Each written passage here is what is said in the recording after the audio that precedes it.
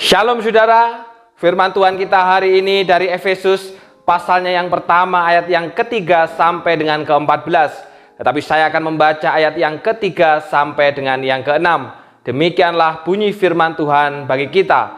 Terpujilah Allah dan Bapa Tuhan kita Yesus Kristus, yang dalam Kristus telah mengaruniakan kepada kita segala berkat rohani di dalam sorga. Sebab di dalam Dia Allah telah memilih kita sebelum dunia dijadikan, supaya kita kudus dan tak bercacat di hadapannya. Dalam kasih Ia telah menentukan kita dari semula oleh Yesus Kristus untuk menjadi anak-anaknya sesuai dengan kerelaan kehendak-Nya, supaya terpujilah kasih karunia-Nya yang mulia, yang dikaruniakannya kepada kita di dalam Dia yang dikasihinya.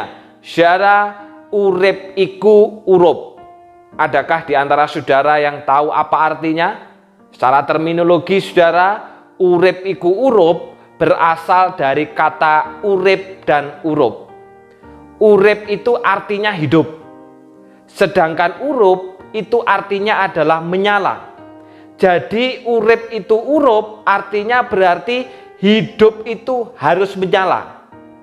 Jika kita mulai tafsirkan secara pengertian awam saudara, maka kata menyala mungkin dapat merujuk pada sifat dari api. Keberadaan api dalam kehidupan merupakan sesuatu yang sangat mendasar. Setidaknya saudara, seperti sifat nyala yang memiliki arti untuk penerangan kehidupan, demikian juga urip iku urup sebagai suatu keharusan bahwa hidup itu harus menjadi terang dan berguna bagi orang di sekitarnya.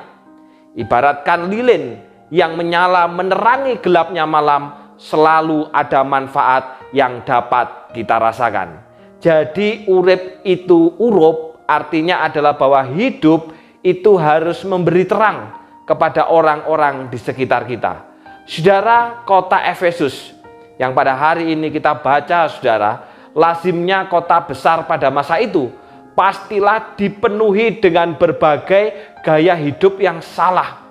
Sehingga saudara, kota ini berada dalam kegelapan. Namun saudara, di kota itu kini keselamatan telah terwujud.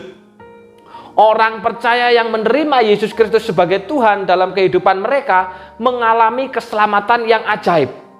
Ajaibnya keselamatan dari Tuhan akan kita sadari apabila kita membandingkan keadaan kita di luar Kristus dengan berkat-berkat rohani yang kita dapat dalam keselamatan.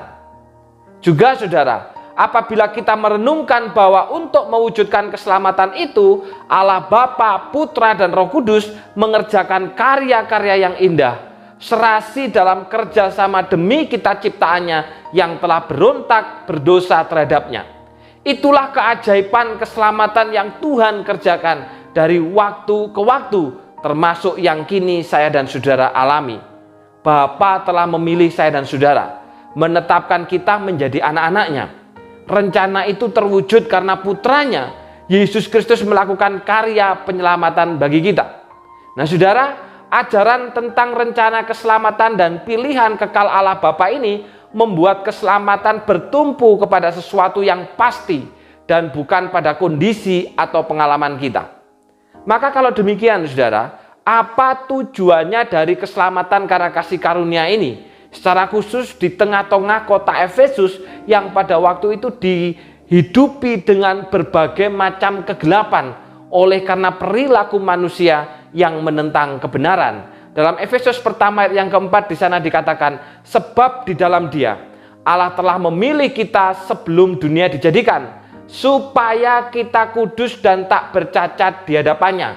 Saudara, tujuan daripada keselamatan yang ajaib, tujuan daripada keselamatan karena kasih karunia dan karena pekerjaan Allah adalah supaya saya dan Bapak Ibu Saudara kudus dan tak bercacat celah. Artinya saudara, kita tidak lagi hidup sia-sia dalam kecemaran dosa karena telah diubah oleh Tuhan menjadi orang-orang yang kudus, menjadi orang-orang yang dipisahkan dari segala kejahatan.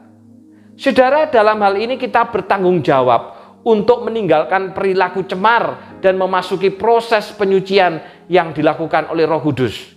Maka saudara, urip iku urup, hidup itu harus menyala, hidup itu harus memberi terang, menuntun orang kepada kebenaran. Itu terjadi apabila hidup orang yang telah menerima anugerah keselamatan itu bisa menjadi terang bagi orang di sekitarnya. Sehingga orang di sekitarnya yang melihat hidupnya orang Kristen yang seperti Kristus, saudara, maka mereka akan memuliakan Tuhan. Sehingga orang yang melihat hidup kita, lewat perkataan kita, lewat pikiran kita, lewat perbuatan kita, maka mereka akan melihat Allah yang hidup dalam diri kita. Sebaliknya, saudara, hidup kita akan memalukan Allah apabila ternyata walaupun kita sudah mengaku sebagai orang percaya, mengaku sebagai anak-anak Allah, mengaku sebagai orang yang telah menerima kasih karunia, namun kita masih membiasakan diri hidup dalam dosa. Jika demikian, saudara, maka urip itu nggak akan urup. Hidup kita tidak akan menyala. Hidup kita tidak akan memberi terang. Hidup kita tidak akan memuliakan Tuhan. Tapi yang terjadi adalah hidup kita akan memalukan Tuhan. Karena itu, saudara, firman Tuhan hari ini mengajak kepada kita. Apabila kita telah mengalami keselamatan karena kasih karunia dan mempercayai bahwa keselamatan itu adalah karena anugerah Allah, supaya kita kudus dan tak bercacat di hadapannya, maka kita harus punya urip iku urup.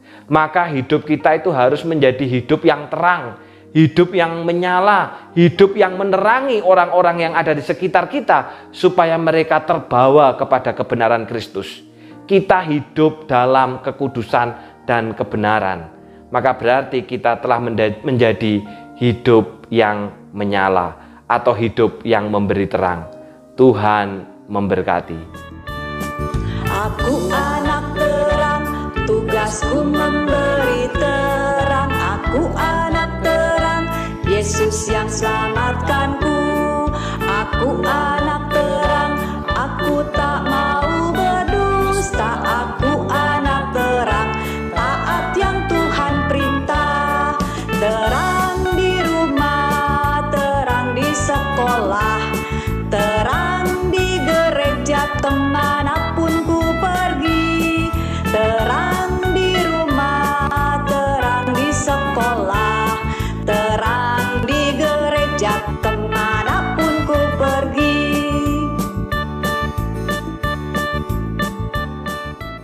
Mari kita masuk dalam doa. Bapa yang di surga, kami bersyukur untuk firman-Mu pada hari ini yang mengingatkan kami, Tuhan, supaya kami memiliki hidup yang menyala, hidup yang memancarkan terang, hidup yang menerangi saudara-saudara kami, hidup yang menuntun mereka yang berada dalam kegelapan untuk berjumpa dengan Tuhan.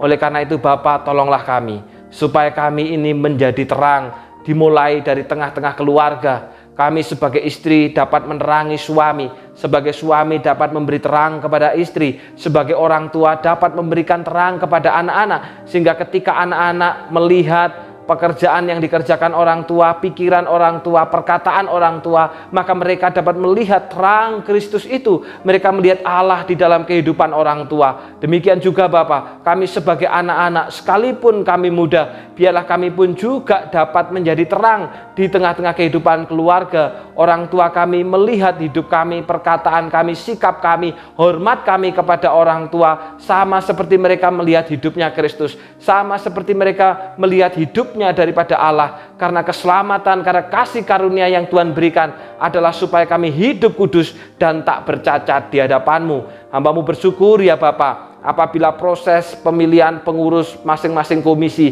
yang ada di GKT Banyuwangi telah berjalan dengan baik. Bahkan Tuhan, secara khusus hamba-Mu berdoa untuk komisi pemuda yang pada malam hari nanti Tuhan akan menyusun susunan kepengurusan sesuai dengan karunia daripada masing-masing yang telah Tuhan percayakan sebagai calon pengurus. Oh Tuhan, kiranya Engkau yang memberikan hikmat, karena setiap kami yang Tuhan pilih itu adalah pilihan daripada Allah, dan pekerjaan kepercayaan itu berasal daripada Engkau sendiri. Kiranya Engkau menolong, baik itu Kalista, baik itu Afu, baik itu untuk Jimmy Christian, baik itu juga untuk Sinsin, Melisa, Andrew, dan juga berdoa ya Bapa untuk Claudia Kiranya Tuhan tolong ketujuh daripada pengurus Komisi Pemuda yang pada nanti malam akan menyusun susunan jabatan. Kiranya hikmat daripada surga yang menyertai baik hamba-Mu maupun juga Vindiar sebagai majelis penghubung. Dan biarlah kiranya Engkau bangkitkan orang-orang muda ini Bapa, supaya mereka memiliki urip yang urup, memiliki hidup yang menyala, memiliki hidup yang terang. Karena sekalipun mereka muda, mereka berusaha untuk hidup takut akan Tuhan dan di dalam kekudusan. Terima kasih Bapa. Di dalam nama Tuhan Yesus kami sudah berdoa. Amin.